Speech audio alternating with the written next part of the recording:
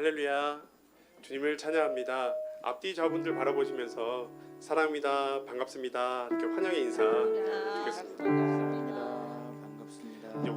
이제 한 달도 남지 않은 이제 12월 또 한 해를 또 돌아보시기도 하고 또 연말을 바라보시면서 마음이 싱숭생숭하실 수도 있겠는데 우리의 삶 가운데 우리를 붙드시고 인도하신 그 하나님을 우리가 먼저 다시금 바라보고 그 시선을 주님께로 향하였으면 좋겠습니다. 오늘도 우리의 삶들을 붙드시고 또 우리에게 큰 일을 행하신 아들 예수 그리스도를 말미암아 영원한 사망, 죄의 사망에서 우리를 건져 새 생명을 주신 주님을 기억하시면서 함께 이 시간 찬양하고 싶습니다.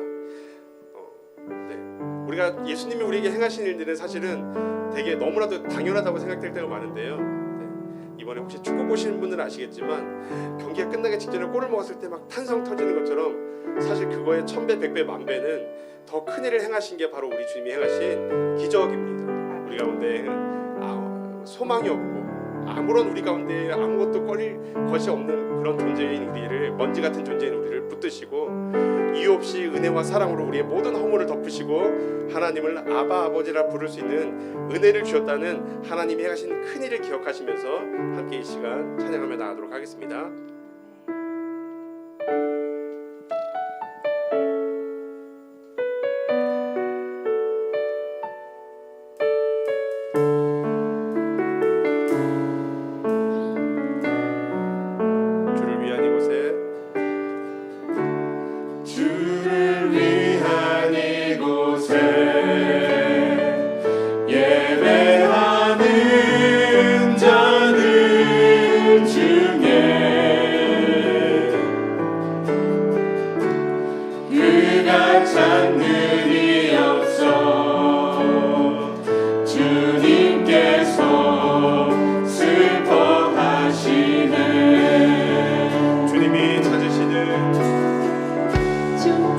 주님이 찾으시는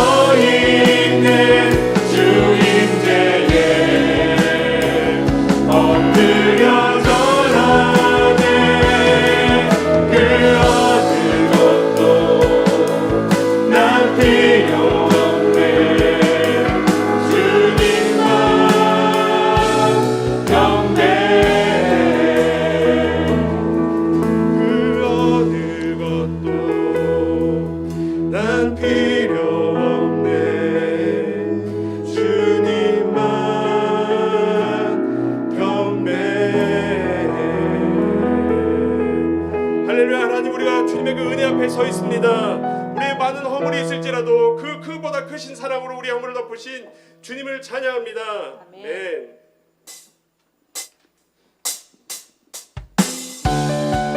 함께 우리의 행하신 구주의 은혜를 기억하시면서 손뼉 치시고 박수 치며 기뻐하심으로 함께 찬양하도록 하겠습니다.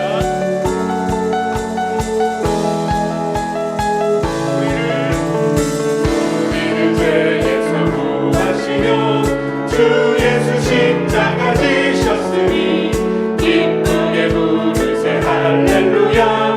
나 구원 얻었네. 우리를 주께서 구했으니 이전에 해가 더 악한 일과 주하고 더러운 모든 죄를 온전히 버렸네. 찬송하세 찬송하세 주님 나를 구하셨네. 찬송하세 찬송하세 주가 구원하셨네. 나 지금 죄에서 사함받아 거룩한 백성이 되었으니 이웃인 장막을 벗을 때도 겁날 것 없네. 찬송하세 찬송하세 주님 나를 구하셨네.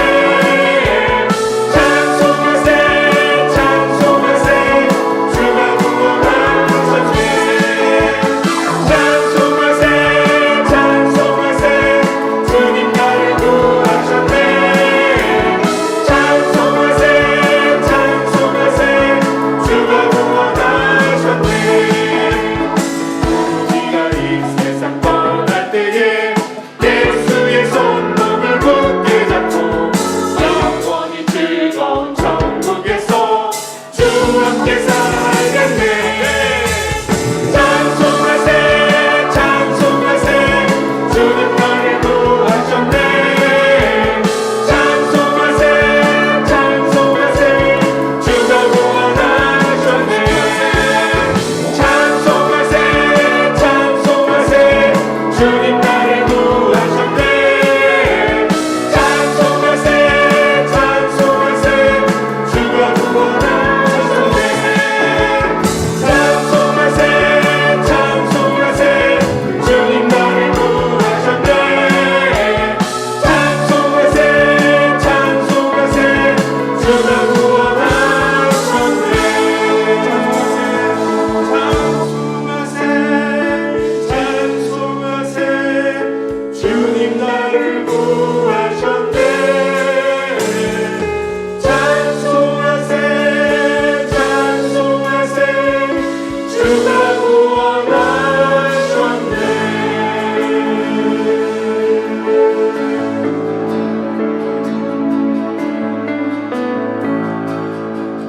나의 영혼이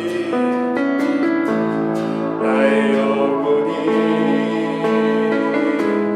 잠잠히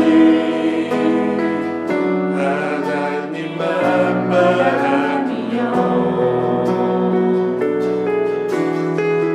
나의 구원이 그에게서 나는 도다. 나의 영혼아 나의 영혼아 잠잠히 하나님만 바라라. 나의 소망이 저에게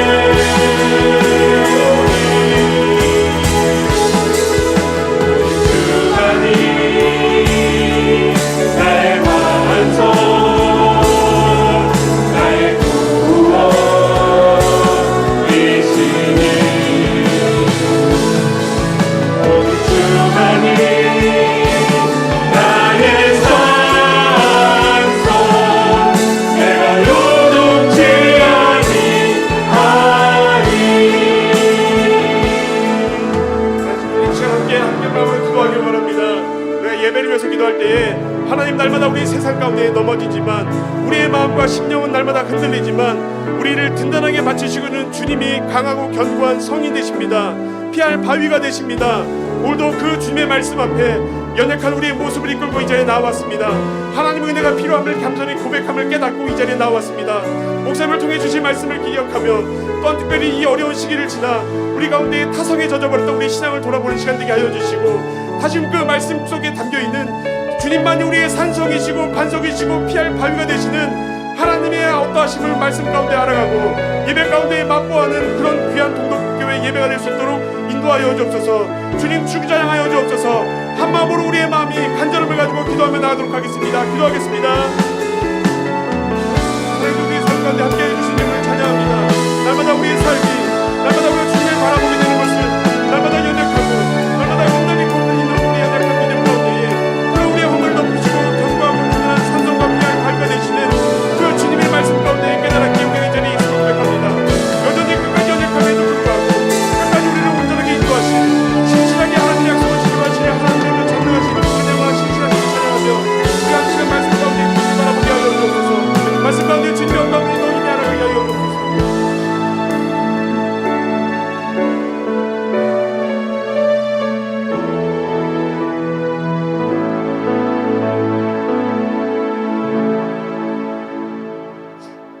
다 함께 기도하겠습니다.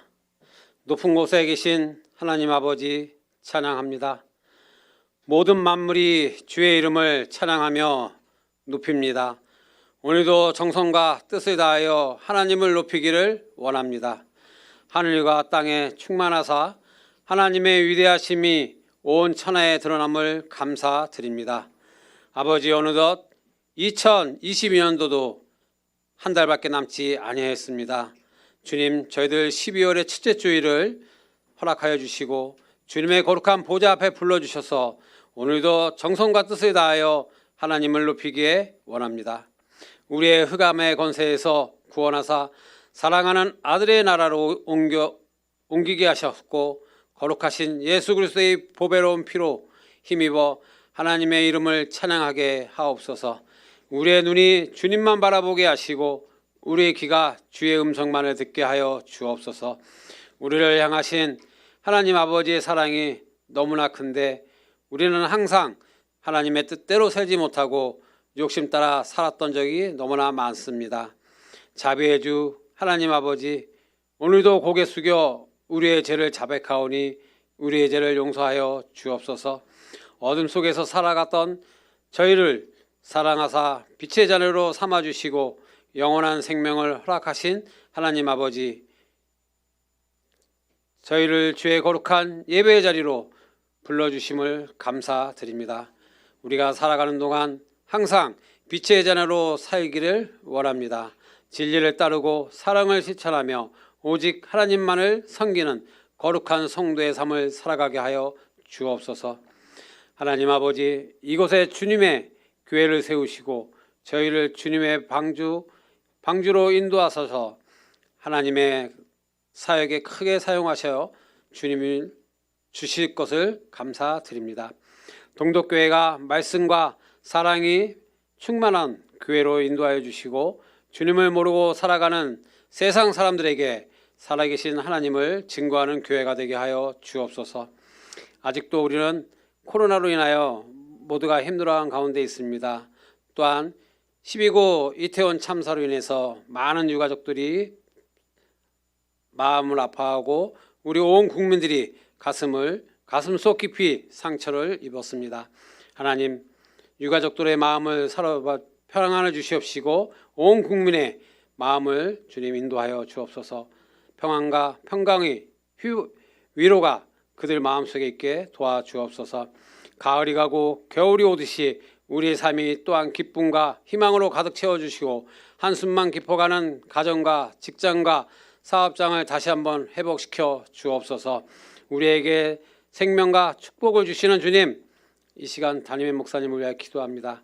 우리의 말씀을 대언하실 목사님의 말씀과 기도로 세상을 넉넉히 이길 수 있는 힘을 주옵소서.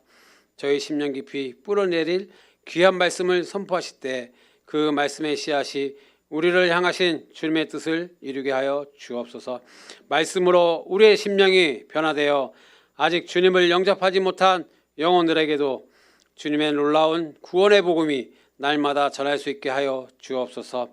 참 좋으신 하나님, 이 거룩한 주일 아침 주님께 세우신 교회를 위하여 충성하는 손길 위에 손길들을 기억하여 주시고 주님을 향한 사랑과 헌신이 주님 오시는 날까지 끝까지 변함없이 이루어질 수 있도록 성령님께서 이끌어 주옵소서. 예배를 마치고 세상으로 나아갈 때 어두워진 눈을 열어 성령께서 역사하시는 세상을 보게 하시고 오늘도 우리 기도 가운데 함께 하시는 주님께 감사드리며 이 모든 기도를 우리를 사랑하시는 예수 그리스도의 이름으로 감사하며 기도합나이다. 아멘.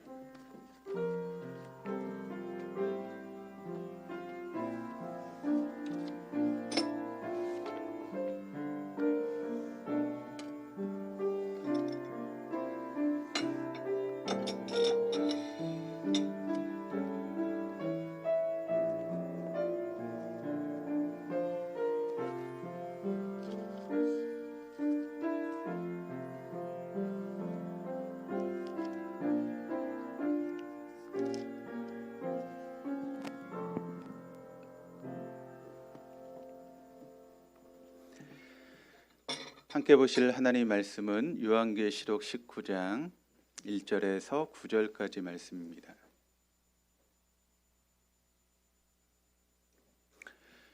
요한계시록 19장 1절에서 9절까지 말씀, 우리 찾으셨으면 한 절씩 교독하시겠습니다.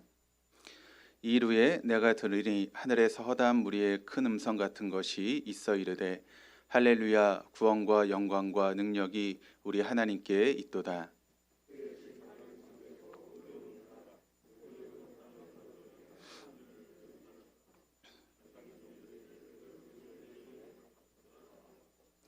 둘째로 할렐루야 하니 그 연기가 세세토록 올라가더라.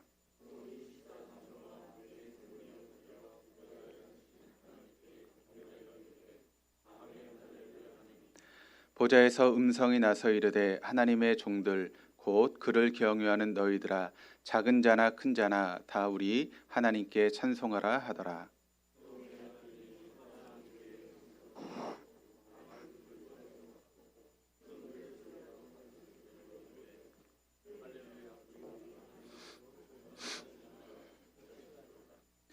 우리가 즐거워하고 크게 기뻐하며 그에게 영광을 돌리세.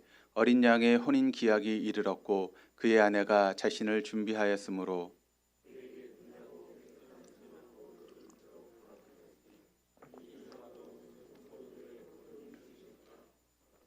같이 읽겠습니다. 천사가 내게 말하기를 기록하라. 어린 양의 혼인잔치에 청함을 받은 자들은 복이 있도다 하고 또 내게 말하되 이것은 하나님의 참되심 말씀이라 하기로. 아멘. 할렐루야. 네, 우리 하나님 날마다 새 일을 행하시는 분이십니다. 믿으십니까? 날마다 새 일을 행하신 하나님은 특별한 경우를 제하고는 사람을 통해서 일하시죠. 어떤 사람입니까? 영과 진리로 예배하는 사람. 영으로 예배한다라고 하는 것은 우리의 육이나 혼으로 예배하는 것이 아니라 성령의 이끄심을 따라 영으로 예배하는 것이고, 또 진리로 예배한다라고 하는 것은 진리의 말씀 앞에 우리의 삶을 조종하고 순종하는 것입니다.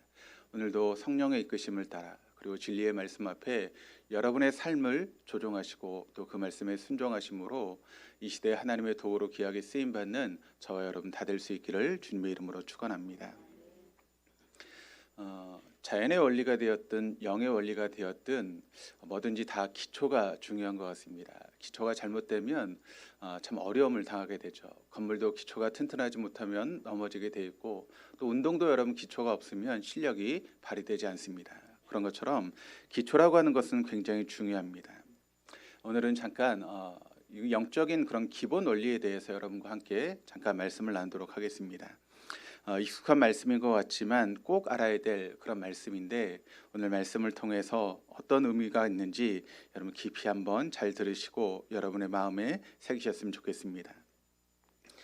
성경에서는 우리가 살고 있는 세계를 두 세계로 이야기를 합니다. 하나는 보이는 세계고 하나는 보이지 않는 세계입니다. 하나는 물질 세계고 하나는 영적인 세계입니다. 그런데 많은 사람들은 보이는 세계만을 이렇게 온전한 세계로 생각하는 경우들이 있죠. 그러나 성경은 우리에게 분명하게 보이지 않는 세계가 우리에게 있다라고 하는 것을 성경의 말씀을 통해서 우리에게 증거합니다. 우리 고린도후서 4장 18절 말씀을 같이 읽어보도록 하시겠습니다. 우리는 보이는 것을 바라보는 것이 아니라 보이지 않는 것을 바라봅니다. 보이는 것은 잠깐이지만 보이지 않는 것은 영원하기 때문입니다.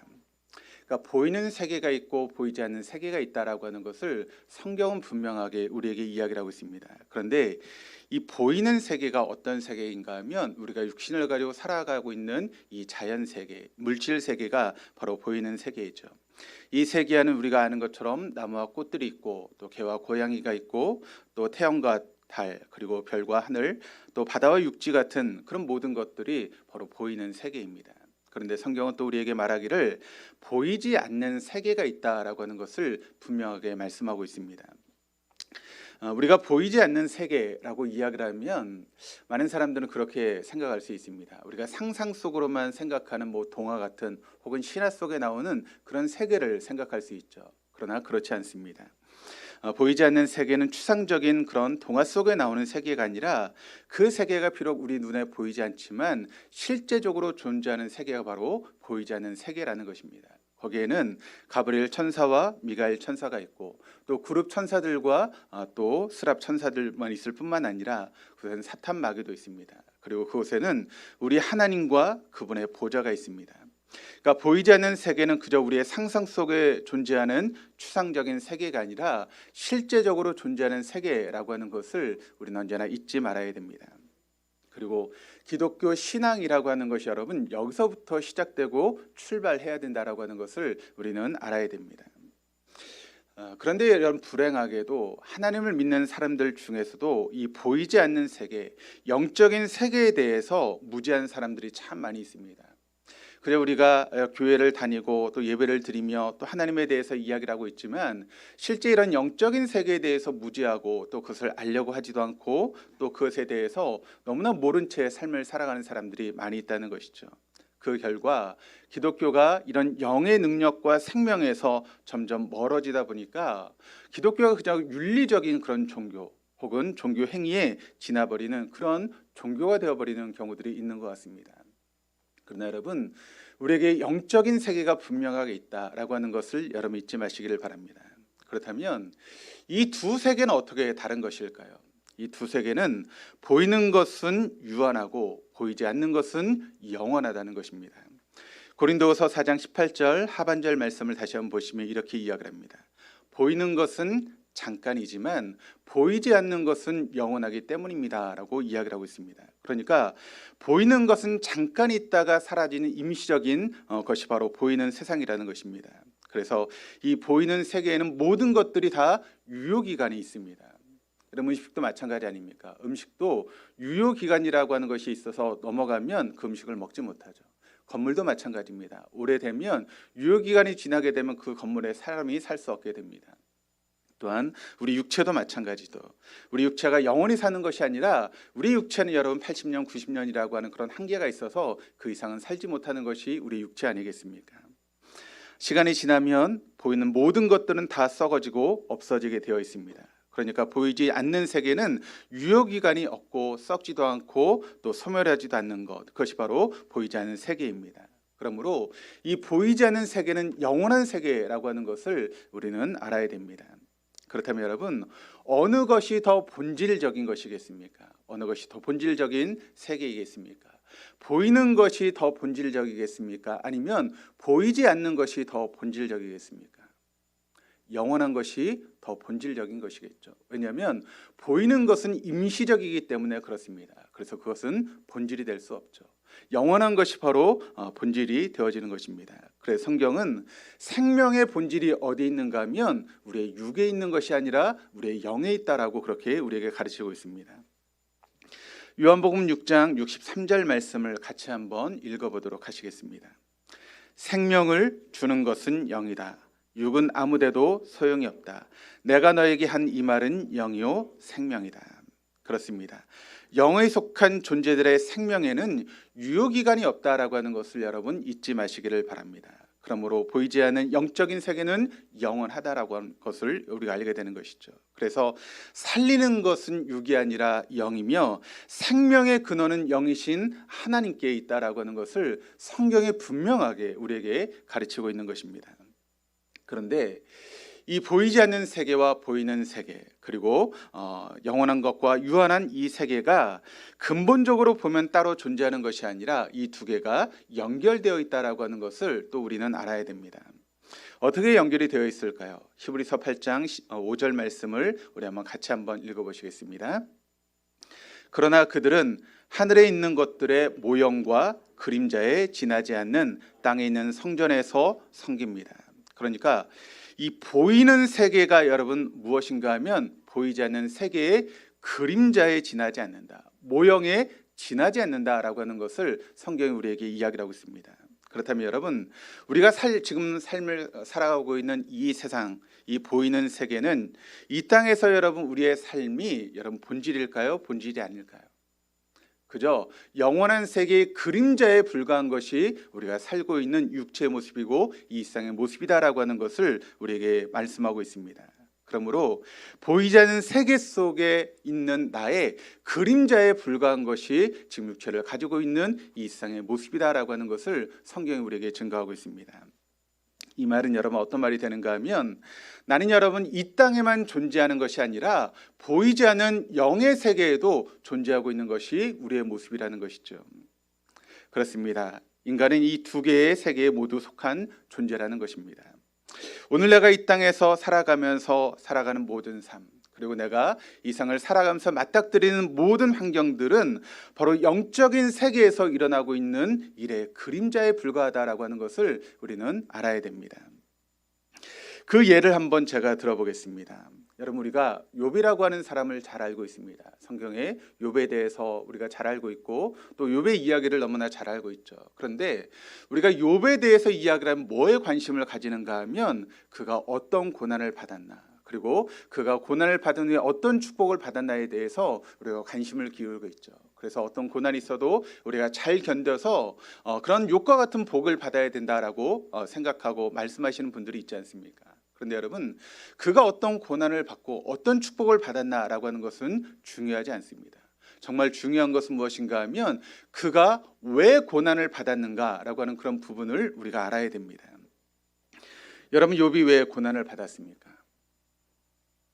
욥이 고난을 받은 이유를 우리가 보게 되면 성경의 말씀이 뭐라고 말씀하고 있는가 하면, 하나님과 사단의 보이지 않는 천상세계의 회의에서 그것이 이루어지게 되었다는 것입니다. 그러니까 하나님과 사단의 그런 이야기를 통해서 바로 욥의 고난이 시작되고 있다라고 하는 것을 우리는 알아야 됩니다. 결국 한마디로 말해서 무슨 이야기입니까? 이 보이는 세계의 일들은 보이지 않는 세계의 여러분 일들에서 일어나는 그런 일들에 의해서 결정된다라고 하는 것이죠. 보이지 않는 영적 세계에서 일어나는 일들을 통해서 바로 보이는 이 세상의 일들이 이루어지고 있다라고 하는 것을 바로 욥의 이야기를 통해서 우리는 알게 되고 또 깨닫게 되는 것이죠. 다른 말로 하면 지금 이 세상에서 일어나고 있는 일들이 열매라고 이야기할 수 있다면, 영적인 세계, 보이지 않는 세계에서 일어나는 일들은 뿌리와 같다라고 이야기할 수 있습니다. 여러분, 뿌리가 없는 나무가 열매를 맺을 수 있습니까? 그런 일은 일어날 수 없죠. 그러므로 영적인 세계에서 일어난 일들을 통해서 우리가 살고 있는 이 세상의 일들이 이루어지고 있다라고 하는 것을 우리가 알아야 합니다. 제가 왜 이런 이야기를 장황하게 지금 서두에 이야기하고 있는 것일까요? 이것은 바로 오늘 제가 함께 나누려고 하는 이 말씀과 영적인 원리에서 똑같은 말씀이기 때문에 먼저 여러분에게 설명하고 오늘 본문의 말씀을 들어가려고 합니다. 우리가 이 원리를 모르면 성경을 이해하는 것이 어렵고 또 본문의 말씀을 이해하는 것이 어렵기 때문에 그렇습니다. 그러므로 보이는 세계가 있고 보이지 않는 세계가 있다라고 하는 것을 기억하시고, 그 보이는 세계는 유한하지만 보이지 않는 세계는 영원하다라고 하는 것을 잊지 마시기를 바랍니다. 우리가 지난 시간 이 요한계시록 18장의 말씀을 통해서 마지막 때 이 세상에서 일어나는 일들에 대해서 여러분과 함께 말씀을 나눴습니다. 지난주 말씀의 요점을 한마디로 이야기를 한다면 그것은 무엇인가 하면 마지막 때 이 세상은 무너진다라고 하는 것을 여러분에게 말씀을 드렸습니다. 어떻게 무너진다고 말씀을 드렸죠? 한순간에 흔적도 없이 이 세상의 모든 것들은 무너지게 되어 있다라고 말씀을 드렸습니다. 그런데 조금 전에 제가 여러분과 함께 나눈 내용 중에서 이 세상은 뭐라고 말씀을 드렸죠? 보이는 이 세상은 보이지 않는 것의 여러분 그림자, 모형이라고 말씀을 드렸습니다. 그러면 실제 세계인 하늘에선 여러분 무슨 일이 일어나게 될까요? 그 마지막 때 어떤 일들이 하늘, 우리가 보이지 않는 영적인 세계 속에서 어떤 일들이 이루어지게 될까요? 이것이 바로 오늘 본문의 주제입니다. 그 내용을 담고 있는 것이 오늘 본문의 말씀인 요한복음 19장 말씀인데, 이 요한복음 19장에는 크게 네 부류의 말씀이 나와 있습니다. 1절에서 4절까지 네 번의 할렐루야, 그리고 5절에서 10절까지가 어린 양의 혼인잔치, 그리고 11절에서 16절은 예수님이 누구이신가, 그리고 마지막 17절에서 21절은 하나님의 큰 잔치에 대한 그런 말씀이 요한복음 19장 말씀을 통해 쭉 기록되고 있습니다. 하나씩 간단하게 한번 살펴보도록 하겠습니다. 첫 번째 1절에서 4절까지 말씀을 통해서 네 번의 할렐루야에 대한 그런 말씀을 우리가 보게 되는데, 우리가 지난 주일 18장 말씀을 통해서 마지막 때에 우리가 살고 있는 이 세상이 한순간의 흔적도 없이 사라지게 된다라고 하는 것을 여러분에게 말씀을 드렸습니다. 그리고 바로 그때 이 세상에 소망을 두고 살아갔던 사람들은 어떻게 된다고 말씀을 드렸습니까? 이 땅에만 소망을 두고 살아갔던 그 사람들이 마지막 때 어떻게 되는가 하면 그들에게 남아있는 것은 고통과 슬픔만이 남아있다라고 하는 것을 여러분에게 말씀을 드렸습니다. 그런데 바로 그때 하늘에선 여러분 어떤 일이 벌어질까요? 이 땅에는 여러분 아비규환의 고통과 슬픔만이 있다면 그때 하늘에선 여러분 어떤 일이 벌어지게 될까요? 하늘에서 제일 먼저 보게 되는 광경은 무엇인가 하면 바로 하나님을 찬양하라라고 하는 것입니다. 좀 쉽게 이야기하면 할렐루야 음악회가 전개되는 그런 광경이 바로 하늘에서 펼쳐지게 된다는 것이죠. 그리고 오늘 본문의 말씀을 보시면 그 음악회에는 24장로와 네 생물, 또 하나님의 종들, 그리고 천천만만의 많은 천사들이 출연해서 우리 하나님을 찬양하는 그런 모습을 우리에게 보여주고 있습니다. 본문에 할렐루야라고 하는 단어가 4번 나오고 있습니다. 그런데 이것이 이제 구약 성경에서는 시편 23편에만 나오고 있고, 신약 성경에는 유독 요한계시록 19장에만 이 할렐루야라고 하는 단어가 4번 나오고 있습니다. 그런데 이 할렐루야라고 하는 단어의 원래의 뜻이 무엇인가 하면 할렐, 이것은 찬양하라라고 하는 그런 뜻입니다. 그리고 루, 이것은 너희들의, 그리고 야는 야훼 하나님, 하나님을 뜻합니다. 그러니까 할렐루야라고 하는 것은 무엇인가 하면 너희들의 하나님을 찬양하라라고 하는 그런 뜻입니다. 이 세상 여기저기에서 여러분 곡소리가 나고 사람들의 고통과 신음소리가 들리는 그때 하늘에서는 여러분 할렐루야 연주회가 펼쳐지게 된다는 것이죠. 그러니까 여러분 우리가 이 땅에서 벌어지는 일만 알아서는 안 된다는 것입니다. 영적인 세계 일도 알아야 되는 이유가 바로 여기 있는 것입니다. 그러면 왜 할렐루야 연주회가 하늘에서 펼쳐지게 되는 것일까요? 그것의 의문을 우리가 풀기 위해서 본문의 말씀이 11절에서 16절의 말씀으로 한번 가보시면 여기에 다시 오실 예수님에 대해서 자세하게 말씀을 하고 있는데, 예수님의 모습이 어떤 모습인가? 첫 번째는 승리자의 모습으로 이 땅에 오시는 분이 바로 예수님이시다라고 하는 것을 말씀하고 있습니다. 11절 말씀을 다시 한번 같이 한번 읽어보시겠습니다. 나는 또 하늘이 열려 있는 것을 보았습니다. 거기에 신말이 있는데 신실하신 분, 참되신이라는 이름을 가지신 분이 그 위에 타고 계셨습니다. 그는 의로 심판하시고 싸우시는 분이십니다. 로마 시대 같은 경우, 그러니까 이 말씀이 기록되고 있었던 그 당시 로마 시대에는 그럼 어떤 승리에서 승리를 거둔 장군이 타고 오는 말은 신말을, 백마를 타고 들어오고 있었다는 것입니다. 그래서 이 백마, 신말이라고 하는 것은 언제나 승리를 상징하는 것이 바로 신말의 모습이었습니다. 그런데 마지막 때에 예수님은 여러분 뭐라고 말씀하고 있습니까? 신말을 타고 들어오신다라고 이야기를 하고 있습니다. 이 말은 무슨 말인가 하면 마지막 때 예수님께서 승리자가 되실 것이라고 하는 것을 이 비유를 통해서 우리에게 지금 말씀하고 있는 것이죠. 그렇습니다. 마지막 때 예수님은 최후 승리자가 되셔서 우리에게 오실 것입니다. 예수님은 반드시 역사의 마지막에 승리자로 이 땅에 오시는 분이시다라고 하는 것을 여러분 잊지 마시기를 바랍니다. 그리고 13절 말씀을 보시면 또 이렇게 이야기를 합니다. 그는 피로 물든 옷을 입으셨고 라고 이야기를 하고 있습니다.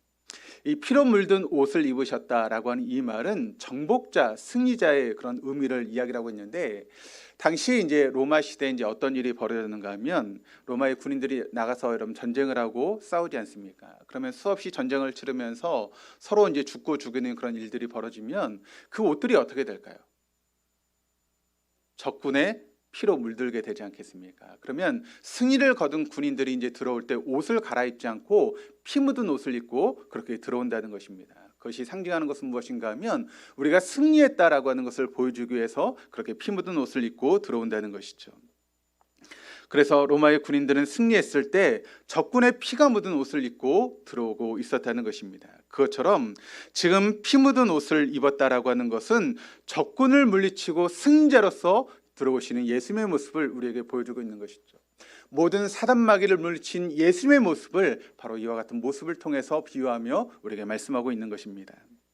그리고 예수님의 이름이 나오고 있는데 바로 예수님은 승리자요 정복자로 오신 예수님의 이름이 무엇인가? 첫 번째는 신실하신 분, 참되신 분이라고 하는 그런 이름을 가지고 있는 분이 바로 우리 주님이라는 것입니다. 11절 말씀을 다시 한번 보시면 나는 또 하늘이 열려 있는 것을 보았습니다. 거기에 신말이 있었는데 신실하신 분, 참되신 분이라는 이름을 가지신 분이 그 위에 타고 계셨습니다.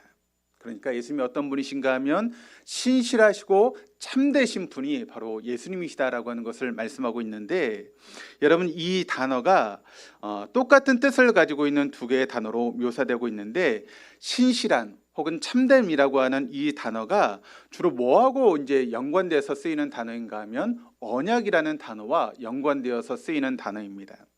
그러니까 이 표현 속에서 지금 이 저자가 무엇을 의도하면서 이런 말씀을 하고 있는가 하면, 예수님은 어떤 분이신가 하면 약속에 신실하신 분이시다라고 하는 것을 이런 단어를 통해서 지금 설명하고 있는 것입니다. 그리고 특별히 여기 나오는 약속이라고 하는 것은 어떤 약속인가 하면 바로 재림의 약속입니다.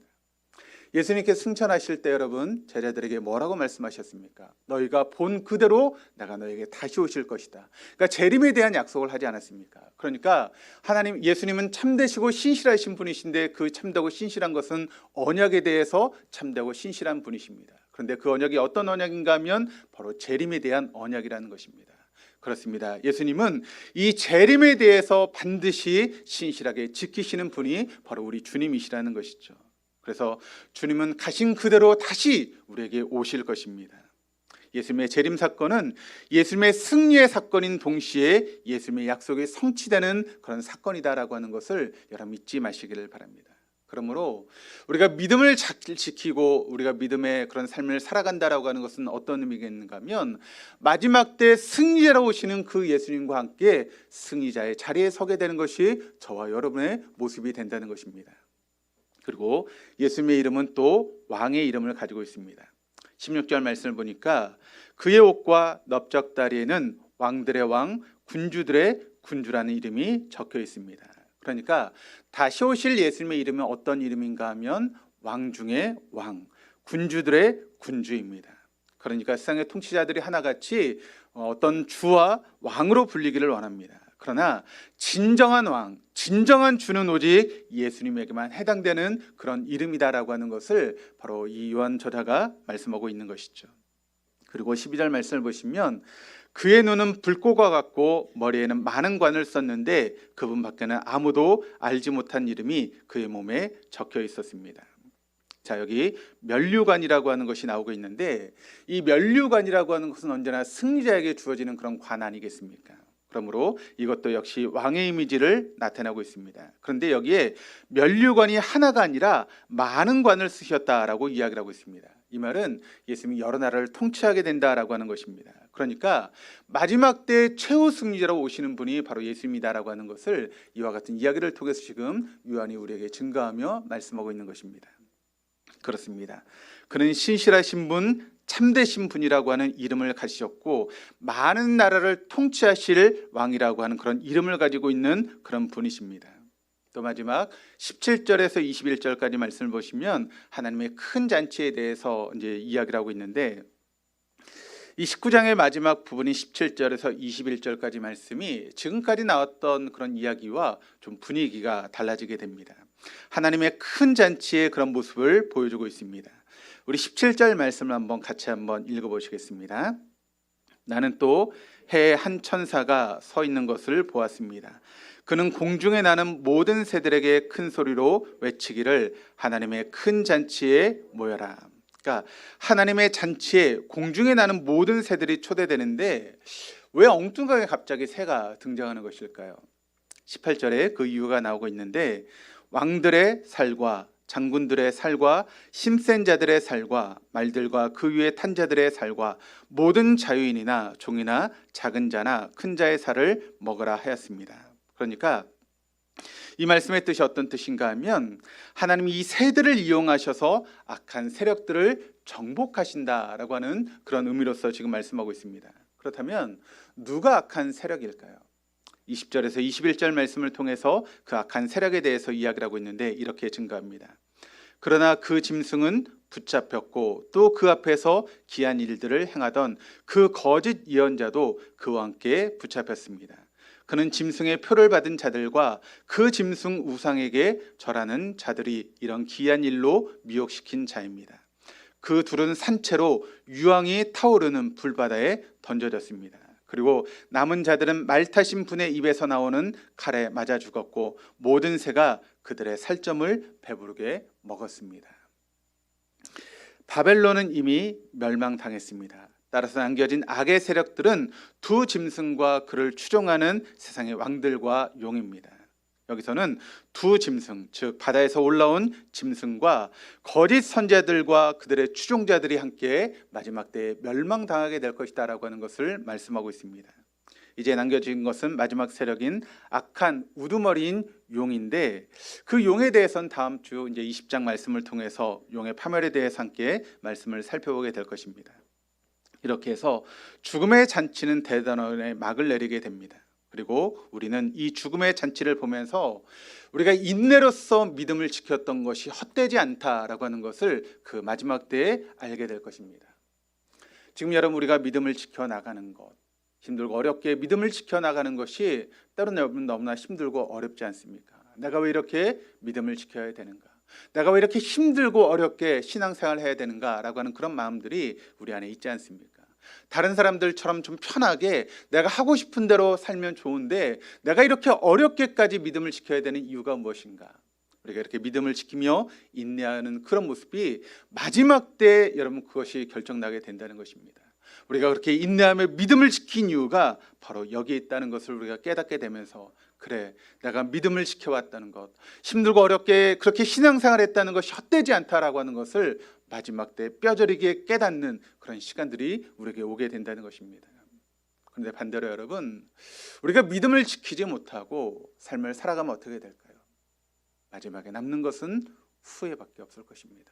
그리고 그 마지막의 후회는 아무리 후회한들 여러분 그것은 결코 변화되지 않는 것입니다.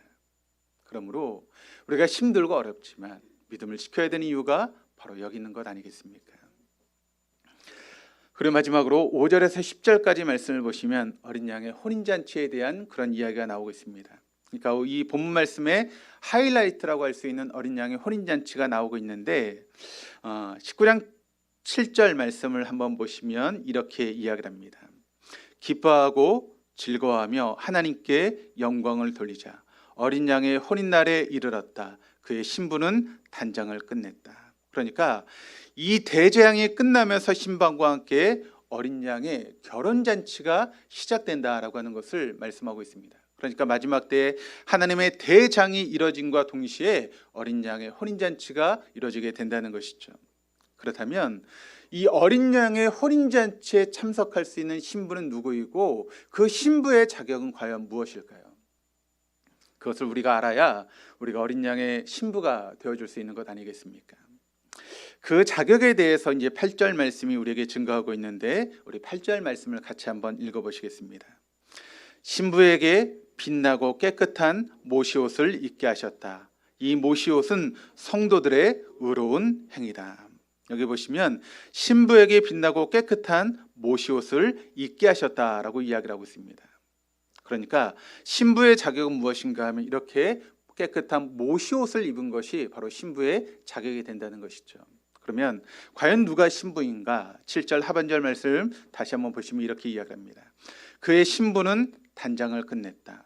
예수님은 신부에게 빛나고 깨끗한 모시옷을 입게 하셨다.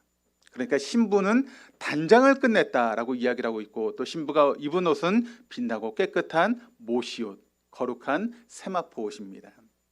이것을 뭐라고 우리가 설명할 수 있는가 하면, 이것은 바로 성도들의 의로운 생활이라고 이야기할 수 있습니다.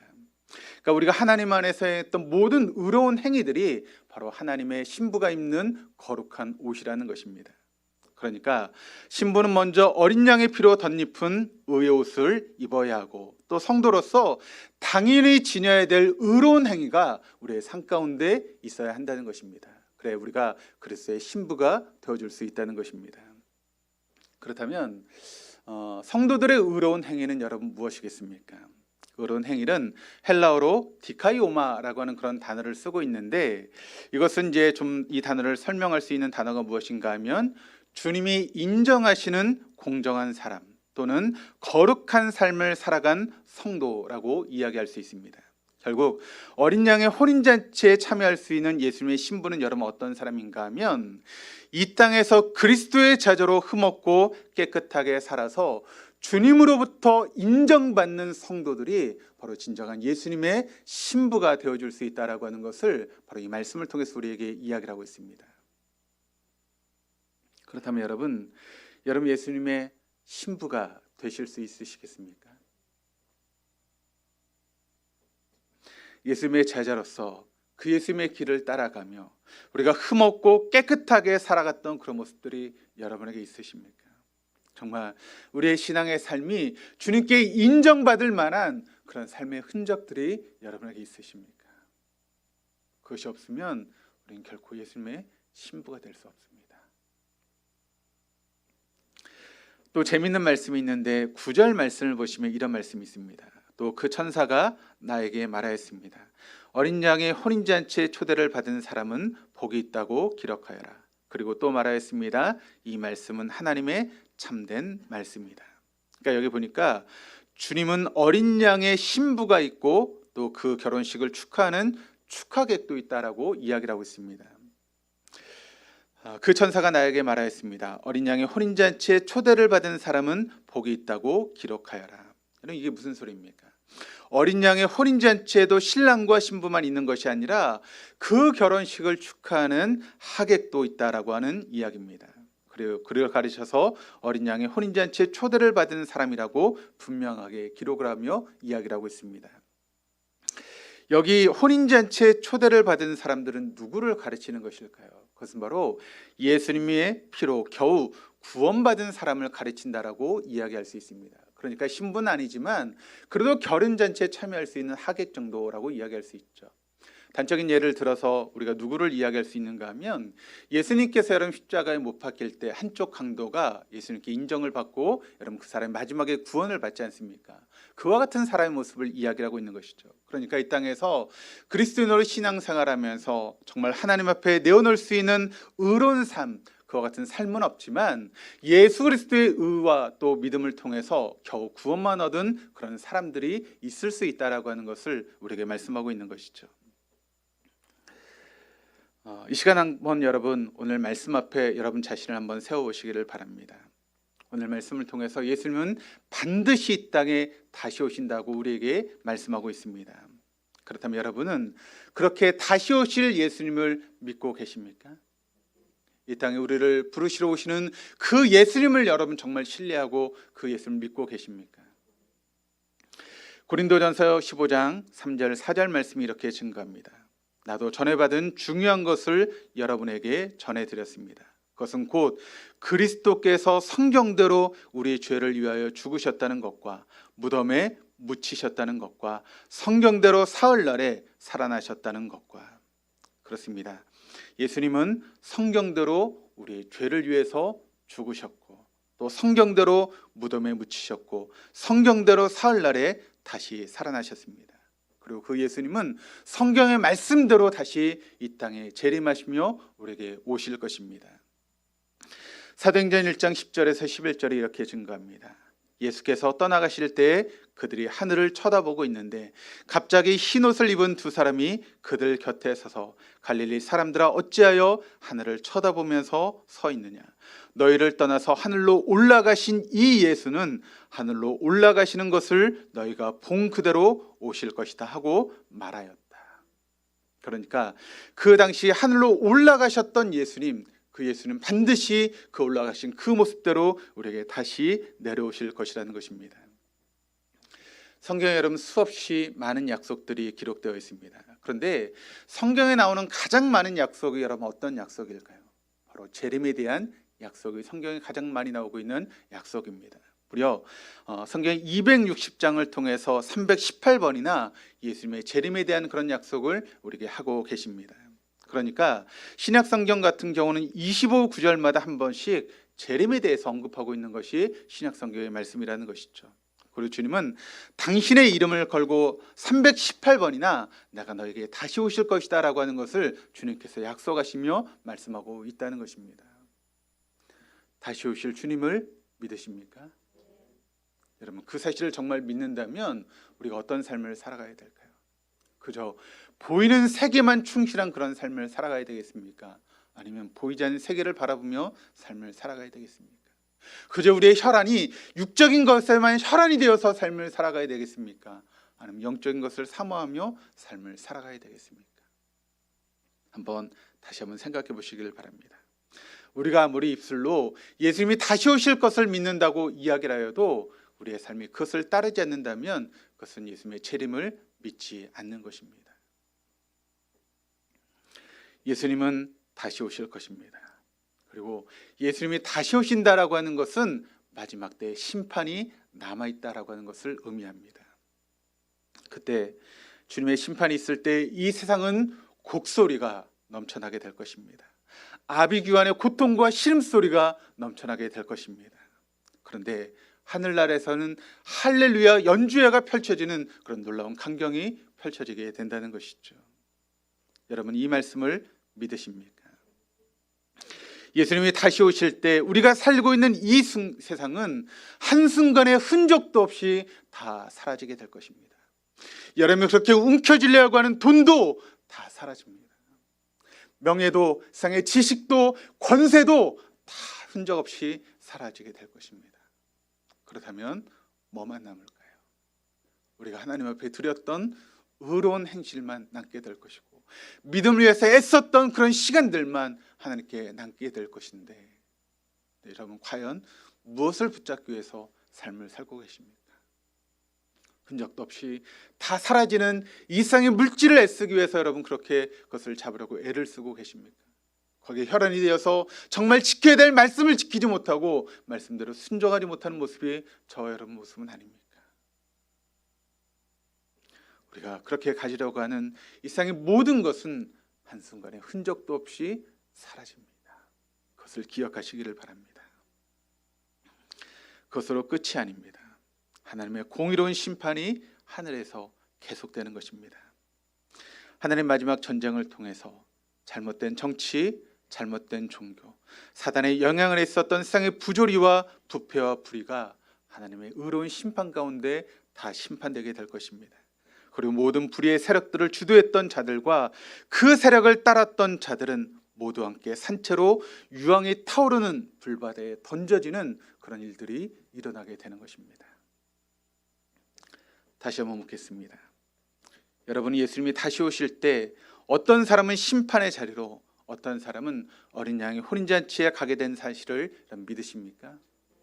그렇다면 여러분은 어디에 있으실 것 같습니까? 어린 양의 혼인잔치에 그 잔치에 참여하며 예수 그리스도의 신부로서 그 자리에 있으시겠습니까? 아니면 뜨거운 유황 불바다에 던져서서 고통과 신음하는 그 자리에 여러분 계시겠습니까? 성경은 예수님이 다시 오셔서 어린 양의 혼인잔치를 여실 때 거기에는 신부도 있고 하객도 있다라고 말씀하고 있습니다. 여러분 신부로서 그 자리에 참석하시겠습니까? 아니면 하객으로 참석하시겠습니까? 그 잔치의 주인공이 되시겠습니까? 아니면 들러리가 되시겠습니까? 믿음을 지키는 것이 힘듭니다. 어렵습니다. 그러나 보이지 않는 세계가 있고 그 세계가 영원한 것이라면 우리가 영적인 것에 투자할 만한 가치가 있는 것 아니겠습니까? 이 땅을 살아가시면서 보이는 세계가 아니라 보이지 않는 영원한 세계를 바라보며 거기에 우리의 삶을 투자할 수 있는 저와 여러분의 삶이 될 수 있기를 주님의 이름으로 축원합니다. 장로님들 나오셔서 성찬식 준비해 주시겠습니다. 여러분 잠시 눈을 감으시겠습니다. 이 시간 조용히 기도하시면서 오늘 각자에게 들려주시는 레마의 말씀을 붙잡으시기를 바랍니다.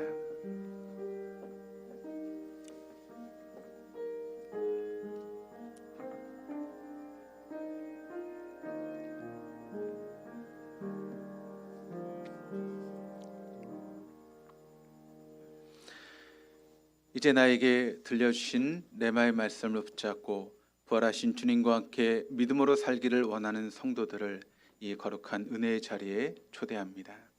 우리 찬송가 오나의 주님 친히 배우며 우리 1절, 4절 함께 찬양하시면서 떡을 받으시겠습니다.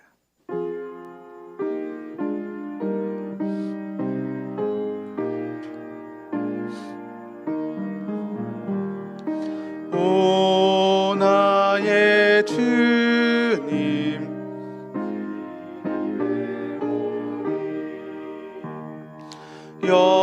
영원한 세계 밝히 나타나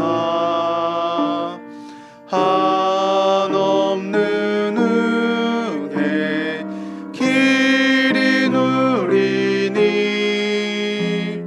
주님께 모든 염려 맡기리 주님의 성찬 받을 때마다 하늘의 기쁨 미리 맛보고 어린 양 잔치 참여함같이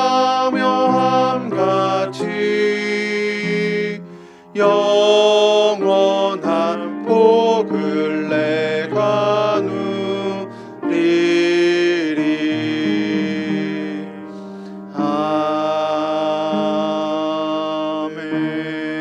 아멘.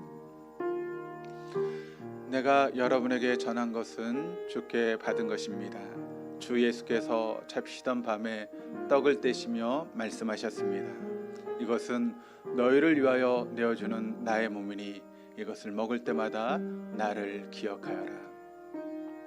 사랑하는 성도 여러분, 우리 손에 들려진 이 작은 떡은 우리가 받아야 될 진노와 고통을 대신 담당하기 위해서 십자가에서 찢기시고 피를 흘리신 예수님의 몸을 의미합니다. 이 거룩한 떡에 참여함으로 신적 교환을 이루신 주님의 임재를 경험하며 온 교회가 그리스도 안에서 하나 되어지는 놀라운 역사가 있기를 주님의 이름으로 축원합니다. 다 함께 떡에 참여하시겠습니다.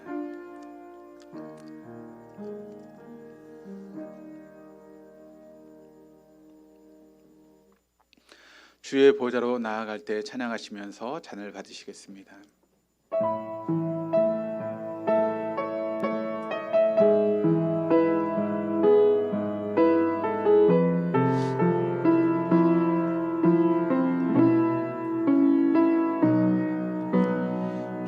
주의 보좌로 나아갈 때에 어떻게 나가야 할까?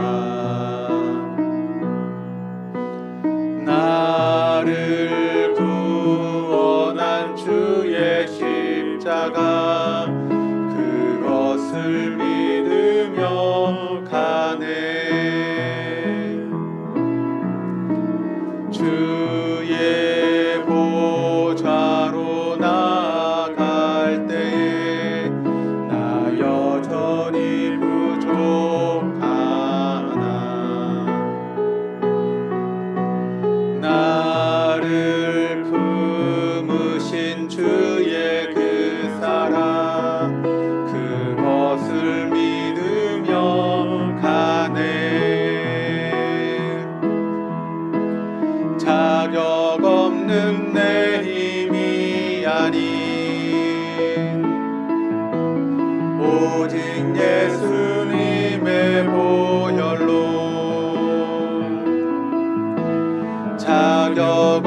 것은 내 힘이 아닌 오직 예수님의 보혈로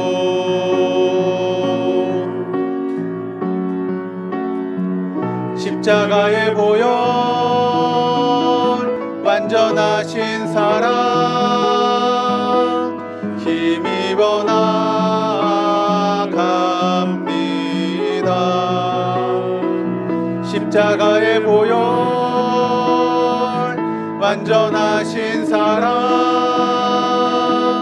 힘입어 예배합니다.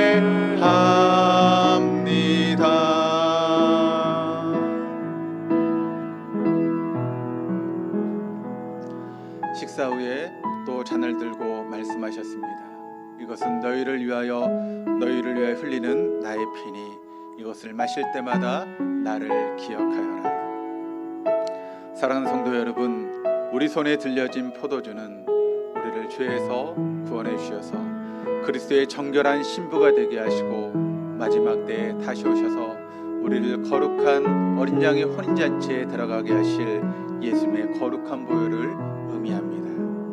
이 잔을 믿음으로 받아서 이제부터 영원한 하나님 나라에 대한 소망을 가지고 부활하신 예수님과 동행하며 승리하는 삶을 살아가시는 우리 동독의 모든 교우들 다 될 수 있기를 주님의 이름으로 축원합니다. 다 함께 잔에 참여하시겠습니다.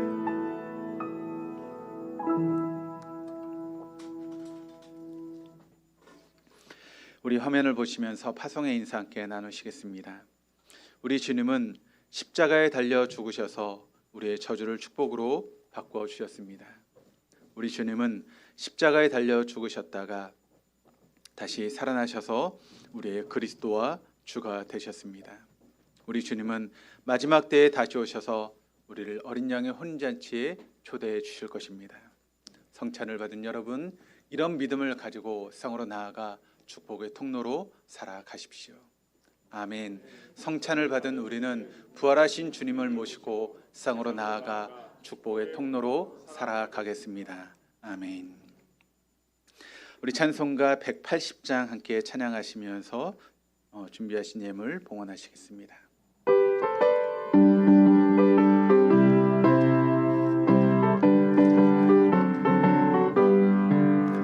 하나님의 나팔 소리 천지 진동할 때에 예수 영광 중에 구름 타시고 천사들을 세계 만국 모든 곳에 보내어 구원받은 성도들을 모으리. 나팔 불 때 나의 이름 나팔 불 때 나의 이름 나팔 불 때 나의 이름 부를 때에 잔치 참여하겠네. 무덤 속에 잠자던 자 그때 다시 일어나 영화로운 부활 승리 얻으리. 주가 택한 모든 성도 구름 타고 올라가 공중에서 주의 얼굴 배우리. 나팔 불 때 나의 이름 나팔 불 때 나의 이름 나팔 불 때 나의 이름 부를 때에 잔치 참여하겠네. 주님 다시 오실 날을 우리 알 수 없으나 항상 기도하고 깨어 있어서 기쁨으로 보좌 앞에 우리 나가서도록 그때까지 참고 기다리겠네. 나팔 불 때 나의 이름 나팔 불 때 나의 이름 나팔 불 때 나의 이름 부를 때에 잔치 참여 3절 하시겠습니다. 주님 다시 오실 날을 우리 알 수 없으니 항상 기도하고 깨어 있어서 기쁨으로 보좌 앞에 우리 나가서도록 그때까지 참고 기다리겠네. 나팔 불 때 나의 이름 나팔 불 때 나의 이름 나팔 불 때 나의 이름 부를 때에 잔치 참여하겠네. 드린 예물을 위해서 기도하시겠습니다.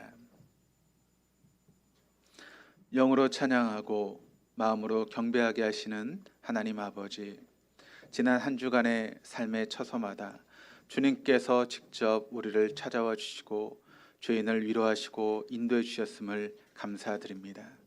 저에게 내려주신 구원이 전적으로 하나님의 은혜임을 다시 한번 깨달으며 주님 앞에 정성을 다해 작은 예물을 봉헌하여 드립니다. 온 마음과 정성을 다하여 우리의 삶의 11조 예물을 봉헌하여 드립니다. 하나님, 하나님께서 11조를 명령하시며 그에게 순종하는 자들에게 넘쳐 누르도록 흔들어 넘치도록 채우시는 하나님의 복을 주시겠다고 말씀하셨습니다. 믿음으로 11조물을 봉헌하는 그 성도들에게 하나님의 약속의 말씀이 이루어질 수 있도록 인도하시고 넘치도록 채우시는 하나님 놀라운 역사가 그들의 삶 가운데 있게 하여 주시고, 아직까지 11조물을 드리지 못하는 성도들이 있다면 그들에게 믿음을 더하여 주셔서 11조물을 봉헌할 수 있는 그런 믿음을 허락하여 주옵소서. 또 아버지 하나님, 우리가 또 모일 때마다 주일헌금과 주령헌금, 또 성경헌금과 건축헌금, 또 구제헌금과 장학헌금으로 주님 앞에 예물을 드립니다. 예물을 드리는 손길마다 하나님의 다음이 없는 복과 은혜가 넘치게 하여 주시옵소서. 또 우리 예물이 있는 곳에 우리의 마음이 있다고 말씀하셨는데, 하나님 우리 예물이 있는 그곳에 우리의 마음이 있게 하시고 하늘에 우리의 마음이 있게 하시며, 하늘에 아버지 하나님 귀한 씨앗을 심을 때 30배, 60배, 100배의 풍성함으로 우리의 삶 가운데 열매 맺을 수 있도록 인도하여 주시옵소서. 또 아버지 하나님, 보이지 않는 곳에서 교회를 위해 수고하는 귀한 손길들이 있습니다. 수고한 대로 갚으신 하나님의 복과 은혜가 그들의 삶 가운데 넘치게 하시며, 또 아버지 하나님, 오늘도 함께 예배를 드려야 되지만 여러 가지 사정으로 함께하지 못하는 교인들이 있습니다. 어디 있든지 자를 기억할 수 있게 하시고 그들이 함께 예배할 수 있는 여건과 환경, 또 마음을 주장하여 주시옵소서. 이 시간 함께 기도하실 때 아프신 분들은 아프신 곳에 손을 얹으시고, 또 여러 가지 문제를 가지고 나오신 분들은 가슴에 손을 얹고 믿음으로 함께 기도하시겠습니다. 우리를 살리시고 또 우리를 인도하시며 또 우리의 삶 가운데 영원한 생명을 약속하신 하나님 아버지, 영원한 나라, 보이지 않는 나라에 가기까지 우리가 이 땅에서 육을 입고 삶을 살아가게 됩니다. 그 육은 시간이 지나갈수록 후퇴할 수밖에 없고 또 질병이 찾아올 수밖에 없습니다. 하나님, 시간 우리의 모든 질병을 주님 앞에 내려놓고 믿음으로 기도할 때 우리를 치료하신 하나님, 또 치료의 강선을 비춰주시는 하나님의 신유 역사가 우리에게 있게 하시고, 또 우리를 살리시고 우리를 낫게 하시기 위해서 십자가에 흘리셨던 예수님의 보배의 피를 우리의 머리에서 발끝까지 덮어 주옵소서. 또 성령의 충만함으로 이 시간에 임재하여 주셔서 우리 영이 새로워지게 하시고 성령 안에서 날마다 은혜를 체험할 수 있는 그런 모습이 되게 하시며, 우리의 영이 강건해질 때 우리의 육도 강건하는 그런 놀라운 역사가 있게 될 줄 믿습니다. 하나님, 이 시간 우리가 아픈 곳에 손을 얹었습니다. 성전 미문에 있던 안진뱅이에게 사도 베드로는 외쳤습니다. 내게 은과 금은 내게 없거니와 내게 있는 것으로 내게 주노니 곧 나사렛 예수 이름으로 일어나 걸으라. 그 나사렛 예수 이름에 능력이 있기에 한 번도 걸어보지 못했던 안진뱅이가 일어나 뛰며 하나님을 찬양했습니다. 하나님, 이 시간 나사렛 예수 이름으로 명령합니다. 성령이여, 이 시간 우리의 허리를 만져 주옵소서. 눌린 신경이 자유할 수 있도록 인도하시고 협착증의 모든 고통들이 사라지게 하여 주시옵소서. 아버지, 디스크가 회복되어질 수 있도록 인도하시고 신경통과 관절염과 통풍은 사라지게 하여 주시옵소서.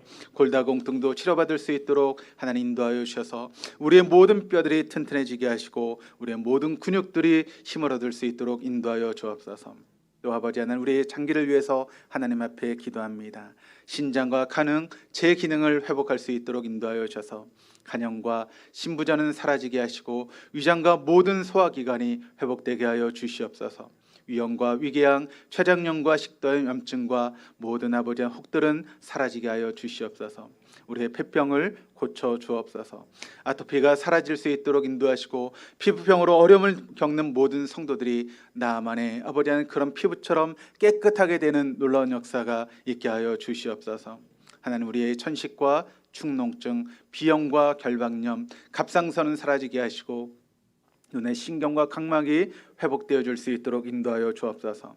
나쁜 세포들이 다 제거되게 하시며 모든 건강한 세포가 살아나게 하시고 하나님 만드신 면역력이 회복되게 하여 주시옵소서. 우리의 모든 막힌 혈관들이 뚫어질 수 있도록 인도하시고 심혈관과 뇌혈관이 건강하게 하여 주시옵소서. 뇌종양, 뇌졸중, 중풍은 사라지게 하시고 두통은 사라질 수 있도록 인도하여 주옵소서. 고지혈증이 사라지게 하시고 빈혈은 회복되어 줄 수 있도록 인도하시며 혈압과 당뇨의 수치가 제자를 찾을 수 있도록 인도하여 주옵소서. 우리 몸 안에 있는 모든 암세포가 빠져나갈 수 있게 하시고 암덩어리가 녹아질 수 있도록 인도하여 주셔서 하나님 만드신 창조의 몸으로 회복되어지는 귀한 시간 되어줄 수 있도록 인도하여 주옵소서. 또 하나님, 사랑하는 자들에게 단잠을 허락하신다고 말씀하셨는데 사랑하는 우리 모든 동도의 교우들이 단잠을 자게 하시고 불면증이 사라질 수 있도록 인도하시며 우울증과 무력증과 스트레스는 사라질 수 있도록 인도하시고 치매의 영이 사라질 수 있도록 인도하여 주시옵소서. 죽은 나사를 살리신 주님, 우리의 모든 질병과 간염병을 고쳐 주옵소서.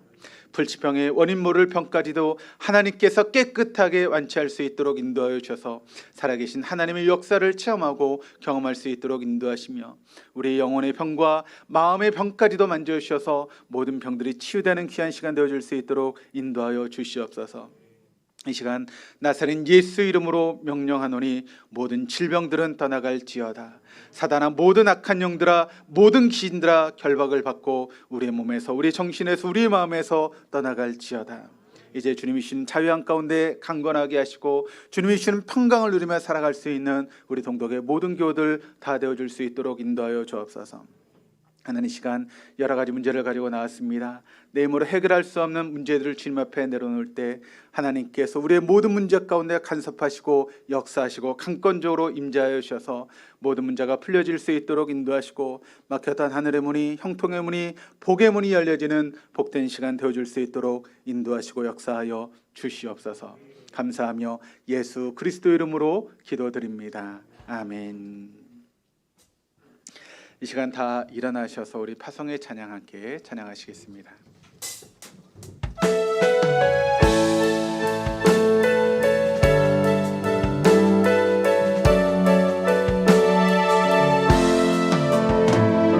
교회여 일어나라,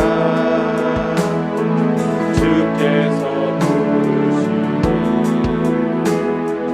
두려움과 실패 내려놓고 교회여 일어나라, 교회여 일어나라,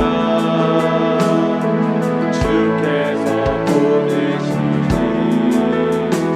우릴 부르신 설레 자리에서 교회여 일어나라. 우린 세상의 빛, 하나님의 편지, 주의 교회를 통해 세상이 주를 보리라. 일어나라, 아버지 사랑으로,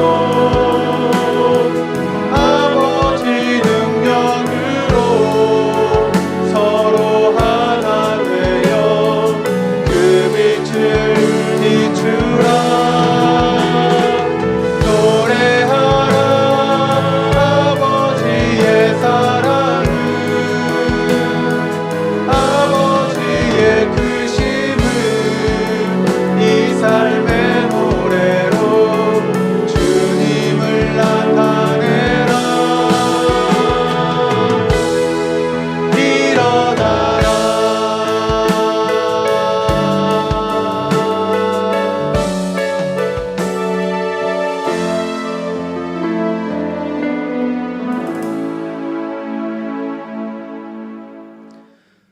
지금은 우리 주 예수 그리스도의 은혜와 아버지 하나님의 무한하신 사랑하심과 성령님의 교통하시며 내주하심이 이제 보이는 세계가 아니라 보이지 않는 세계를, 유한한 세계가 아니라 영원한 세계를 바라보며 믿음의 삶을 살기를 다짐하는 우리 동도의 교우들과 또 그리스도의 정결한 어린 양의 혼인잔치에 정결한 신부의 자리를 지키기를 원하는 우리 동독의 모든 교우들 가운데 지금부터 영원토록 함께하시기를 간절히 축원하옵나이다.